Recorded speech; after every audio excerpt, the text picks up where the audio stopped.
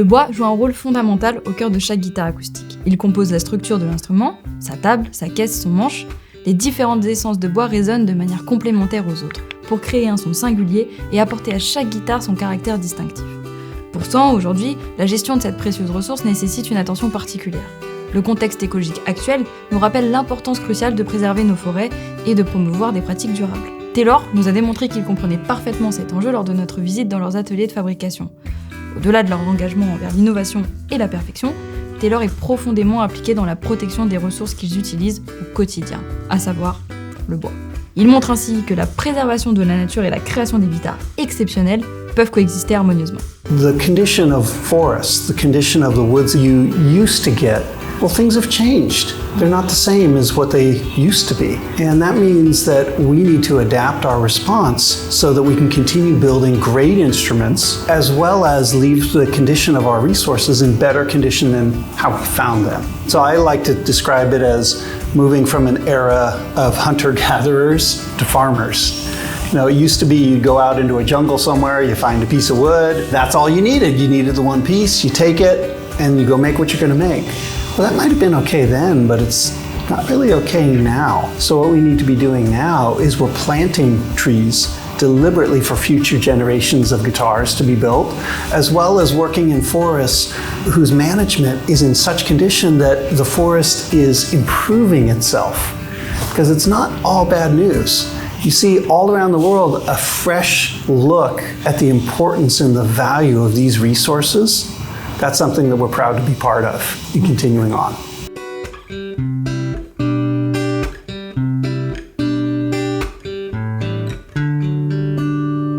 Taylor se distingue par 3 projets majeurs qui incarnent leur dévouement à la durabilité. Le premier, l'Ebony Project, où 30 000 ébènes et 20 000 arbres fruitiers ont été plantés au Cajon.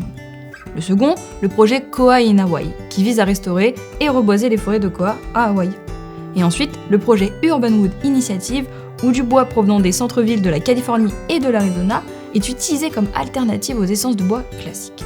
Ces démarches autour de bois traditionnels et bois alternatifs peuvent soulever beaucoup d'interrogations, notamment sur la raison pour laquelle certaines essences de bois sont devenues des incontournables en lutherie. The woods that became the iconic woods for musical instruments, they were not selected because of some global search and scientific study. They were selected because that was the wood close by and available to the person that made the instrument. Why do Stradivariuses have spruce and maple? They have spruce and maple because that's what was growing on the hill next to them. And they built a violin with spruce and maple, and it sounded great. And a tradition was built. And then people started saying, that's what a violin sounds like.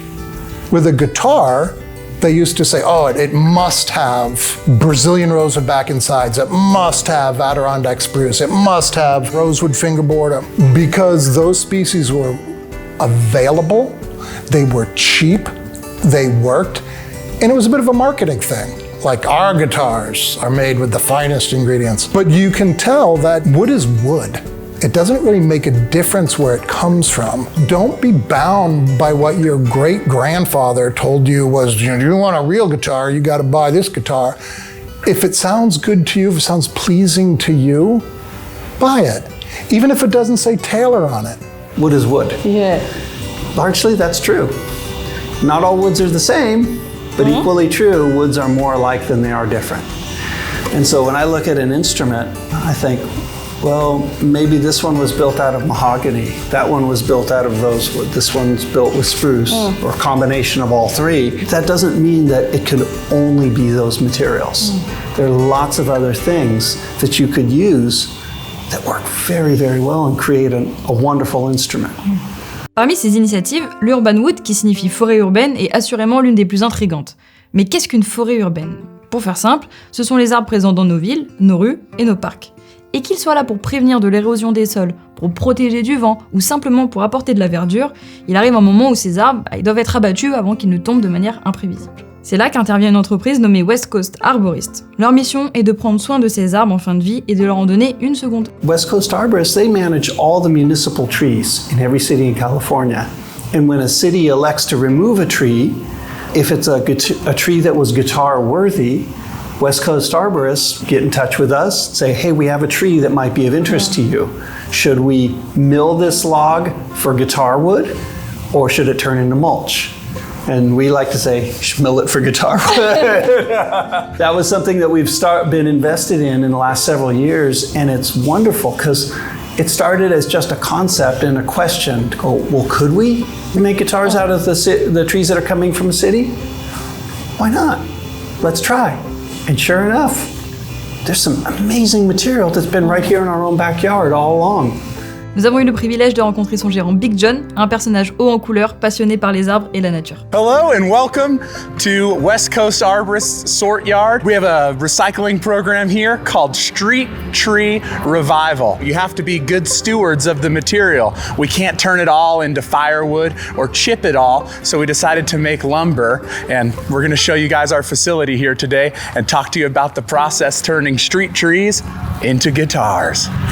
Come with me. So as the wood dries, it goes on to the next phase. So we air dry everything in these big sheds. And then once they've air dried for 2 to 3 years, we'll take it out and we'll send it to one of our kilns for phytosanitation. What's phytosanitation, you might ask? Well, in common terms, it's to kill any bugs. Make sure there's no more bugs in there. So we air dry it really slow and then roast it to make sure no termites, you know. You guys heard of it before? Urban iron bark. Nothing really looks like this. It almost looked like it went through a fire. Originally native to Australia, but every on-ramp and off-ramp of the freeways, they're growing like crazy in California. It's amazing. You can see a monster sequoia right here. 17 feet long, 45 to 65 inches wide.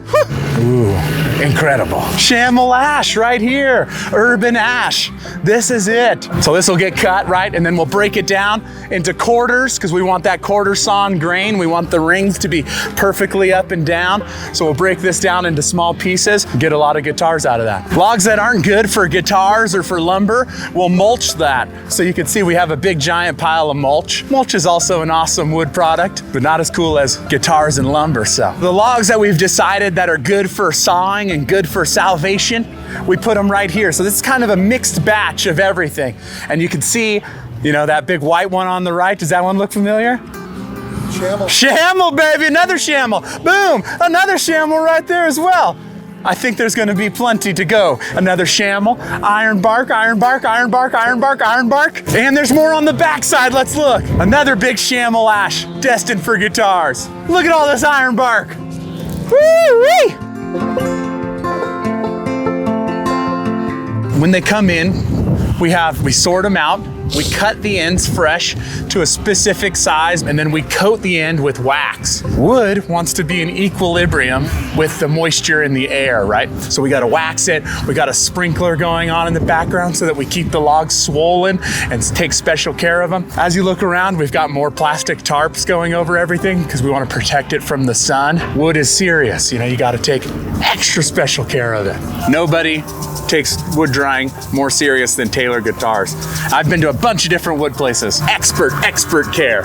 And I'm just like, give me the knowledge. Here we've got some iron bark eucalyptus billets. You can see they're all vertical to riff sawn grain. Super waxy on the end. Got to take, you know, extra wax. That's destined for you. Bob and Andy were really only interested if this could be sustained, if this could be something that could be part of the Taylor manufacturing process. So they manage 330, 340 cities up and down the state. They had the diversity of tree species because in California, everything grows. Bob and Andy discovered 7 or 8 species that they thought were very interesting candidates for a guitar part. Andy began experimenting with different species. We had to figure out how to dry them, how to cut them, how to bend them, how did they respond over time. And it turned out that chamel ash was the first urban wood that we introduced. Chamel ash has many nicknames here at the factory. They call it the golden retriever of tone woods because it just wants to please you.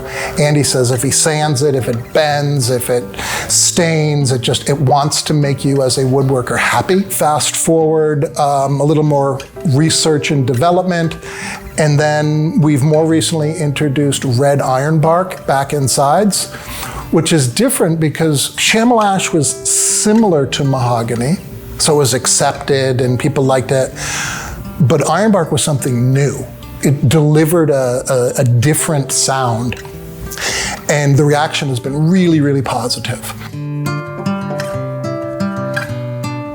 L'un des points les plus importants pour Taylor dans ce partenariat avec la West Coast Arborists, c'est leur outil informatique qui permet entre autres de prédire la fin de vie d'un arbre. Il s'agit d'un logiciel qui compile une immense base de données contenant des informations détaillées sur tous les arbres des villes de Californie et d'Arizona. On a leur espèce, leur âge, leur état de santé et des prédictions sur leur durée de vie en croisant l'ensemble de ces données.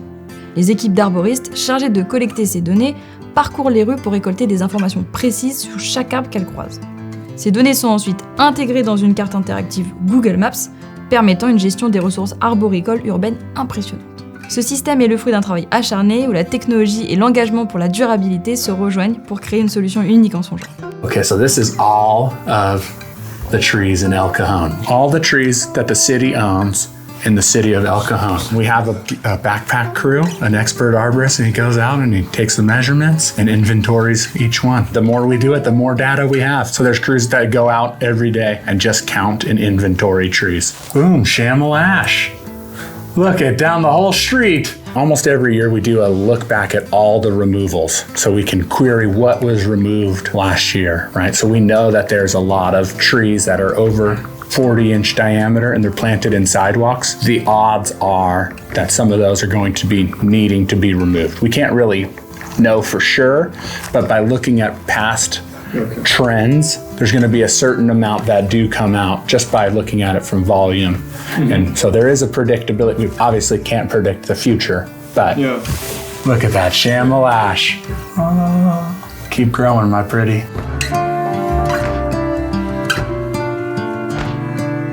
L'activité de West Coast Arborists ne se limite pas à la coupe des arbres en fin de vie, mais s'étend à la replantation et à la croissance d'arbres sains. Ils gèrent une vaste pépinière où une multitude d'espèces d'arbres sont soigneusement cultivées. Ces jeunes pousses sont ensuite plantées dans les villes partenaires pour remplacer les arbres qui ont dû être retirés.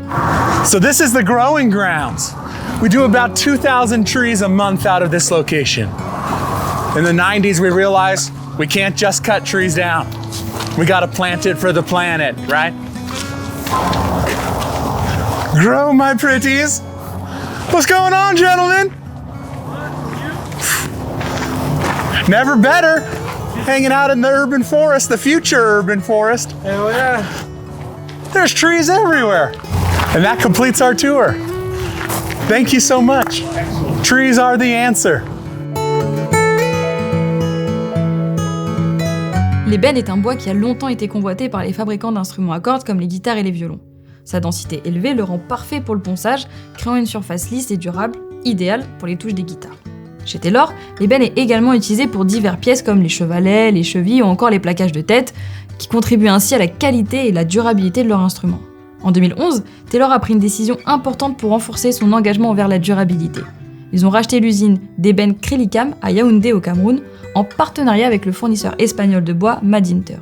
Cette acquisition a marqué un tournant significatif dans la manière dont Taylor s'approvisionne en ébène, car ils ont pris en charge directement la gestion de cette précieuse ressource tout en garantissant des pratiques durables dans la région. We thought this was an opportunity for us to take direct control of an important species that has been traditionally used by our industry. So the logic was that if we purchased Crélicam, we would be responsible. If anything went wrong, it would be our responsibility. So we invested in the mill and we've been making wonderful improvements at the mill and with workers' conditions. And about 5 years into it, Bob started asking questions, very basic questions about how much ebony is there? What is the ecological condition of ebony?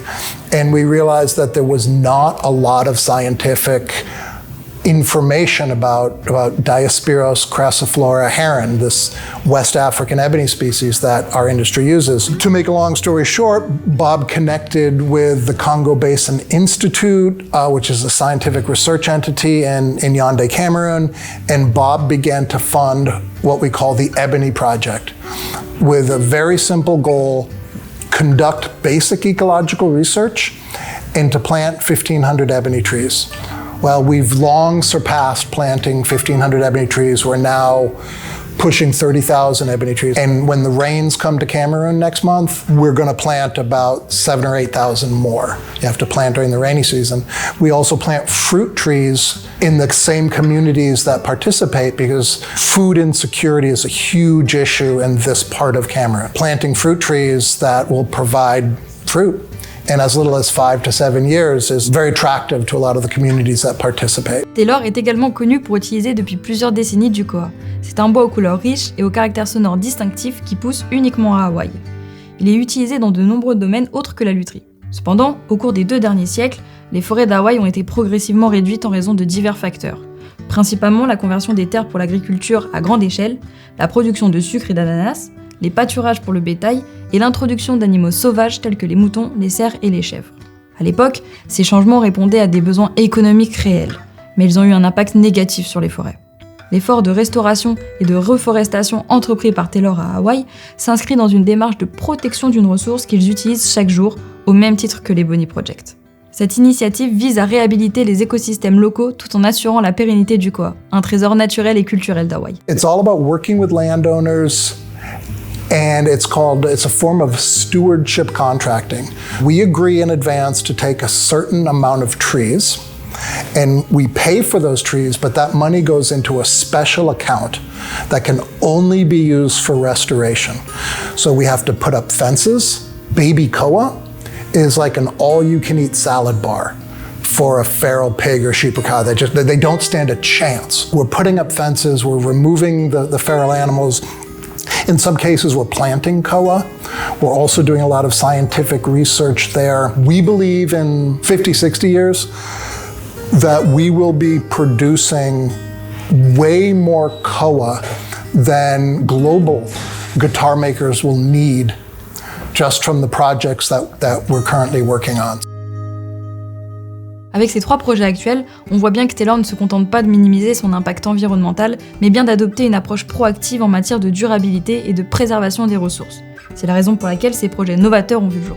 Taylor est constamment en quête de nouvelles solutions pour améliorer son empreinte écologique et contribuer à la protection de notre planète. De la gestion des forêts à la réduction des déchets en passant par des partenariats de recyclage de bois urbains, Taylor s'efforce de rester à la pointe de l'innovation durable.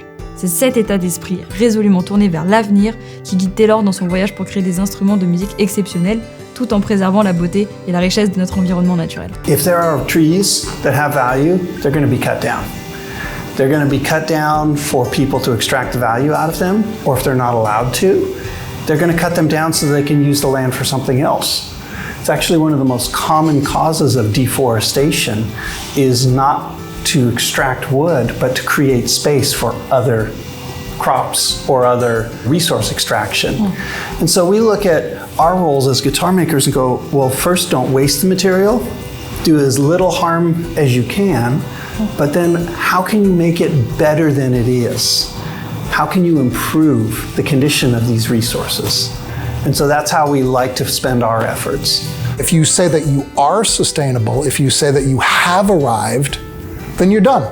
You're finished. You can get fat and lazy and never try again because you're sustainable. We say the word sustainable in the context of a journey. This is part of our sustainability initiative. We're trying to get more sustainable, but we don't claim that we are sustainable. So if somebody ever says, this is sustainable, throw a red flag because I got a lot of questions. Just like people think that milk comes from the supermarket and wood comes from the lumberyard. Well, milk comes from a cow that's on a farm, and wood comes from a forest on the other side of the world. And we're lucky to live in a time where a lot of us don't have to think. We can be intellectually lazy and not realize that, not on this particular guitar, but maybe the back and sides came from India, maybe the top came from Alaska, maybe the fingerboard came from Cameroon, the neck came from Fiji. There are things that people need to think about.